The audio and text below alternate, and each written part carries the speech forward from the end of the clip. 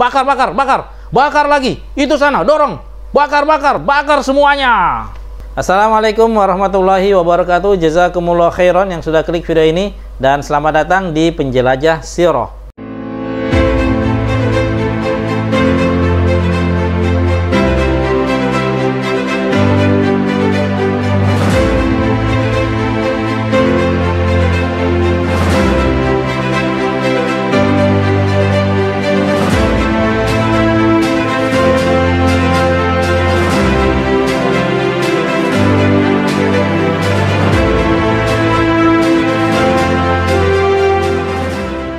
Marhaban ikhwan dan akhwat sekalian. Buat antum-antum yang baru saya nonton channel Ana ini, Ana ucapkan ahlan wa sahlan, selamat datang.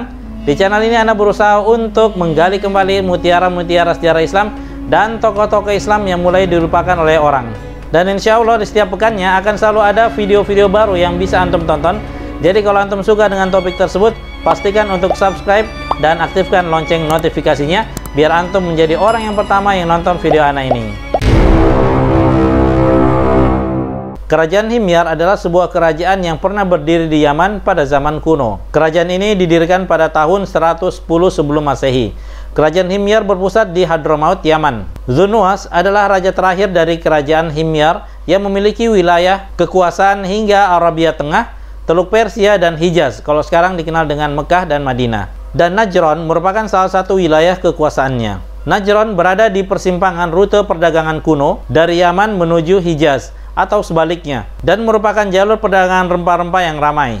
Najran berada di sebelah barat daya Arab Saudi dengan luas wilayah 360 km persegi. Najran juga berada di dataran yang datar di tengah lembah Najran yang membelah wilayah dari barat ke timur dengan ketinggian antara 900 sampai 1800 meter di atas permukaan laut. Dan wilayah Najran dikelilingi oleh pegunungan dari utara sampai ke selatan dengan suhu antara 6 derajat Celcius sampai dengan 30 derajat Celcius. Dan wilayah ini kaya dengan pertanian karena lokasinya yang sangat strategis, kesuburan tanahnya dan air tanahnya yang melimpah yang menjadikannya sebagai wilayah yang sangat penting di antara wilayah Jazirah Arab. Dan ibu kota daripada Najran adalah Al-Ukhdud, yang dahulu bernama Ar-Ruqamat atau Ar-Rajamat. Secara bahasa, Al-Ukhdud berarti lubang yang memanjang di bumi seperti parit atau anak sungai dan yang serupa dengannya. Kota ini berada di titik koordinat 17 derajat 28 menit 37,85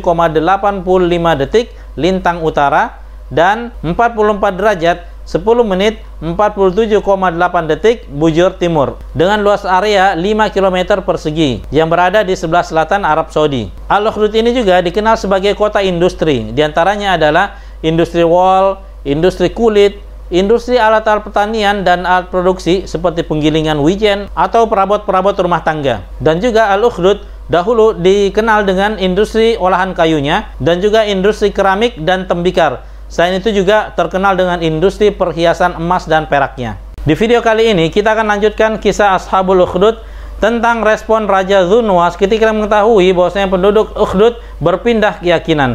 Dan bagi antum yang belum nonton video sebelumnya, dapat klik link yang ada di atas. Jadi tonton terus video ini sampai akhir.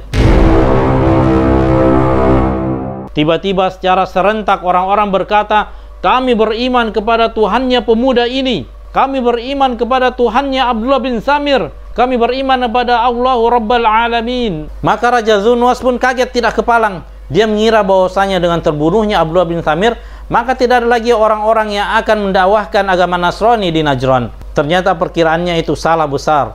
Justru peristiwa itu telah membuat orang-orang Najran memeluk agama Nasrani sesuai dengan ajaran Isa bin Maryam alaihissalam. Seorang penasihat kerajaan berkata kepada Raja Dzu-Nuwas, "Tahukah engkau bahwasanya apa yang kau khawatirkan dulu sekarang telah menjadi kenyataan. Manusia saat ini telah beriman kepada Tuhan pemuda itu." Maka dengan amarahnya Raja Dzu-Nuwas memerintahkan untuk menutup pintu keluar masuk wilayah Najran dan menawan semua penduduk Ukhdud yang telah berpindah agama menjadi agama Nasrani. Lalu mereka diberi dua pilihan sulit, pindah agama atau kematian. Maka dengan keimanan yang tinggi mereka memilih pilihan yang kedua.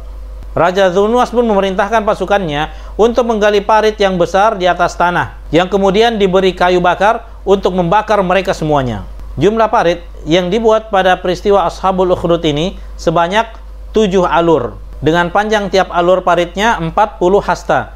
Jika satu hasta itu sebanding kurang lebih 45 cm, maka 40 hasta dikalikan dengan 45 cm sama dengan 1800 cm atau 18 meter. Dan lebar tiap alur paritnya 12 hasta. Jadi kalau 12 hasta dikalikan dengan 45 cm sama dengan 540 cm atau 5,4 meter. Pasukan kerajaan pun memasukkan kayu-kayu bakar hingga bertumpuk-tumpuk lalu dibakar. Yang apabila api itu sudah mulai redup, maka akan ditambahkan lagi kayu bakar yang baru agar api itu terus membara. Api itu sangat besar. Bahkan dikatakan bahwasanya apabila ada burung terbang di atas, maka burung itu akan hangus terpanggang. Waktu yang dijanjikan untuk pembantaian pun tiba. Penduduk Al-Ukhdud pun ditangkap semuanya dan dikumpulkan pada sebuah tanah yang lapang. Mereka semua dibariskan di pinggir parit berapi itu. Zunuwas berkata kepada tentara kerajaannya, siapa saja yang tidak mau murtad dan kembali kepada agamanya yang dulu, maka lemparkan dia ke dalamnya. Maka para tentara kerajaan pun mengancam mereka akan melemparkan ke dalam api apabila mereka tidak mau murtad dari agama Nasrani. Namun mereka tetap menolak dan lebih memilih mati daripada harus murtad. Lalu mereka pun didorong dan dibakar hidup-hidup dalam parit yang penuh dengan api yang menyala-nyala. Maka syahidlah mereka satu persatu, yang tua, yang muda, yang dewasa, yang anak kecil, laki-laki maupun yang perempuan, dengan berganti-gantian diperintahkan untuk terjun ke dalam parit yang penuh dengan api yang sedang bergejolak itu untuk mengakhiri riwayat hidup mereka. Semuanya dijalankan oleh penduduk Al-Ukhdud yang beriman itu dengan tenang dan sabar. Tidak seorang pun juga yang merasa takut dan sedih, karena keimanan yang mereka miliki matang sempurna. Gejolak api yang begitu panas, namun mereka rasakan seperti angin lalu saja. Bahkan mereka berlomba-lomba dan berebut untuk menjatuhkan diri mereka masing-masing ke dalam api besar itu, karena mereka yakin bahwa di bawah gejolak api panas itu telah menanti surga Jannatun Naim yang dijanjikan oleh Allah Subhanahu wa Ta'ala kepada mereka. Sedangkan Raja Zunuwas dan para pembesar-pembesarnya duduk-duduk berbaris di atas bangku-bangku dan kursi-kursi yang telah disediakan buat mereka, menonton penduduk Al-Ukhdud yang mengorbankan jiwa mereka dengan hati senang dan tertawa terbahak-bahak. Bakar, bakar, bakar, bakar lagi, itu sana, dorong, bakar, bakar, bakar semuanya. Mereka senang melihat orang-orang mati teraniaya dan merasa senang karena dengan itulah agama mereka bisa dipertahankan. Mereka menikmati kezolimannya dengan menyaksikan siksaan orang-orang yang beriman yang dibakar dalam parit. Hingga sampai pada giliran seorang wanita bersama bayinya yang masih merah. Maka sebagai naluri seorang ibu, ia tidak tega apabila anak bayinya juga mati terbakar. Lalu ia pun ragu untuk melompat. Namun dengan izin Allah Subhanahu wa Ta'ala, anak bayi itu tiba-tiba bisa berbicara. Wahai ibu, bersabarlah, kan engkau di atas kebenaran. Maka sang ibu pun langsung terkaget. Bagaimana mungkin anak bayi yang masih merah ini, yang masih orok, bisa berbicara? Maka dia semakin yakin bahwasanya akidah yang dia pegang itu, akidah yang dia anut itu adalah akidah yang benar. Maka dia pun melompat ke dalam kobaran api tersebut. Diperkirakan lebih dari 20.000 dari kaum muslimin yang meninggal pada peristiwa tersebut. Allahumma gfir lahum wa'afihim wa'afu anhum. Bagi antum yang ingin melihat bagaimana sih lokasi situs Purbakala Al-Ukhdud pada saat sekarang ini, dapat klik link yang ada di atas. 1 abad atau 100 tahun kemudian, di zaman pemerintahan Khalifah Umar bin Khattab radhiyallahu anhu, sekelompok orang dari penduduk Najran menggali bekas reruntuhan bangunan-bangunan untuk sebuah keperluan. Maka mereka pun mendapatkan jasad yang diduga sebagai Abdullah bin Thamir berada di bawah reruntuhan itu dan dalam keadaan sedang duduk, dan dia sedang meletakkan tangannya di bekas luka panah yang ada di kepalanya. Maka tak kala tangan yang menutupi luka itu ditarik, tiba-tiba darah segar mengalir seperti jasadnya baru saja meninggal. Dan tak kala tangan itu dilepas, maka tangan itu kembali pada posisinya semula, menahan aliran darah di kepalanya. Sementara di tangan jasad tersebut tertulis, Rabbi Allah, Tuhanku adalah Allah.